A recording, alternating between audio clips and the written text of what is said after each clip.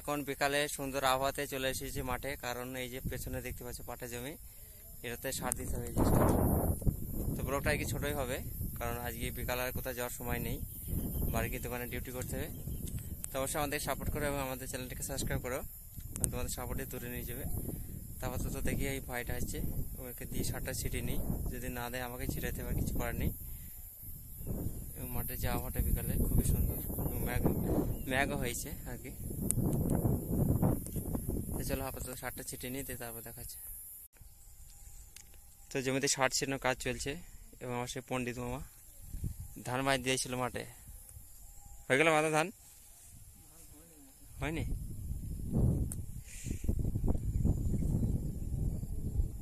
ওই দূরের গাছগুলো ভালোই লাগছে, তাই না? গাছগুলো কাট, কেটে ফিস্টি কর, কেটে বিরিয়ানি কর, হবে না? তো গাইস সার দেওয়া কমপ্লিট হয়ে গেছে, এবার আমরা বাড়ির দিকে রওনা দেবো। আচ্ছা, পণ্ডিত মামা আজকে মাঠে এসেছে 12টার সময় ধান বাইতে, এখন বাজে বিকাল 5:30। ধান বাইতে বাড়ি যাচ্ছিল আর কি। মাছ ধরবে না? মাছ কবে ধরবে এবার? এই খেলা করা হয়নি না তো? ক্রিকেট এদিকে ম্যাচ আছে ড্যাংডেঙ্গি, 1000 টাকা মনে হয়। আবার লোহাশাই ম্যাচ আছে, লোহাশাই 1000 টাকা হবে মনে হয়। বলছিল কালকে আমাকে আসে, বলছিল লোহাশাই জিতে হবে, দেখা যাক কি হয় আগে। তো গাইস চলো আগে বাড়ি যাই আমরা, তারপর দেখা হবে। তো গাইস আমরা মাঠে পৌঁছে গেছি, এবার আমাদের ঘরে ঘরে একটা টুর্নামেন্ট ম্যাচ হবে আর কি।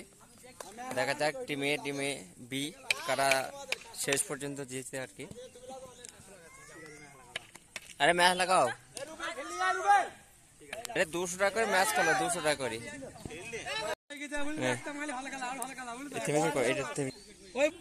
টিমে ব্যাট করছে এখন, 2 17 হয়েছে, দেখা যাক।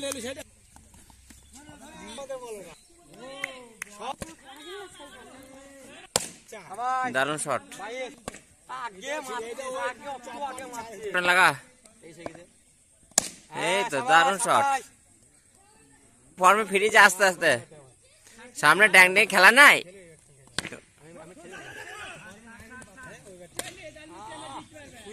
তো লাস্ট ওভার 3টে লাগাও, তাহলে রানের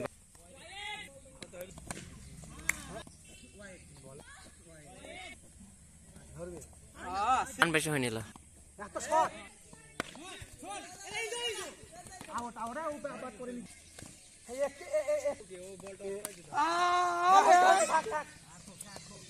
সাঁইতে 38 টাকা নাকি?